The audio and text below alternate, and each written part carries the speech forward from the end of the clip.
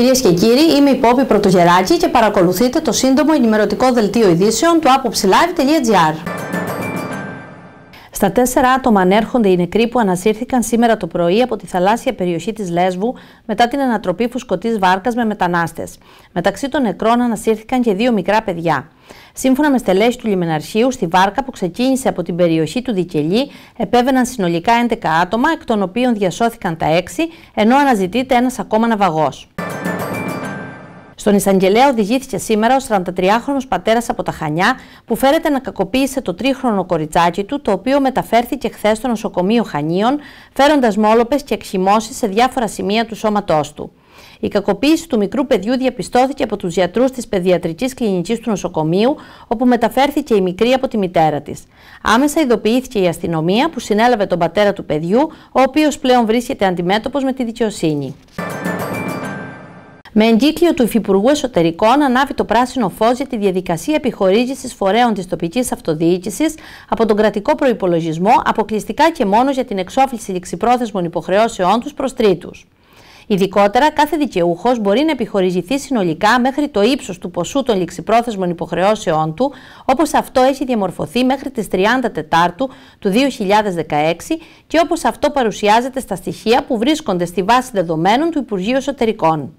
Συνολικά, για την κάλυψη ληξιπρόθεσμων οφειλών που θα υποβληθούν με όλα τα απαιτούμενα δικαιολογητικά, θα διατεθεί το ποσό των 350 εκατομμυρίων ευρώ. Συνελήφθη χθες το μεσημέρι στο Ρέθυμνο από αστυνομικούς της Υποδιεύθυνσης Ασφαλείας ένας 36χρονος Έλληνας κατηγορούμενος για το αδίκημα της κλοπής.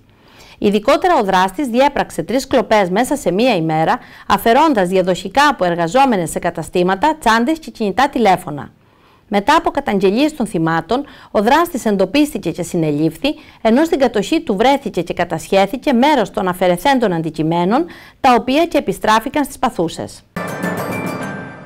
Μέσα στις προβλέψεις τους έπεσαν οι δημοτικοί σύμβουλοι της μειοψηφίας στο Δήμο Γόρτινας, όταν υποστήριζαν ότι τα θέματα που έχουν έρθει με το χαρακτήρα του κατεπήγοντος, εκτός ημερήσιας διάταξης, θα ακυρωθούν από την αποκεντρωμένη διοίκηση. Ένα μόλις 24ωρο μετά το Δημοτικό Συμβούλιο της 11ης Ιουλίου και η πρόβλεψη αυτή επιβεβαιώθηκε, καθώς απαιτούμενη προϋπόθεση ήταν η απόλυτη πλειοψηφία του αριθμού των μελών του σώματος και όχι η πλειοψηφία των παρόντων. Έτσι, σήμερα στη 1 το μεσημέρι, η Δημοτική Αρχή αναγκάστηκε να πραγματοποιήσει εκ νέου έκτακτο Δημοτικό Συμβούλιο, προκειμένου να ψηφιστεί για δεύτερη φορά, θέμα στο οποίο έλυγε η προθεσμία.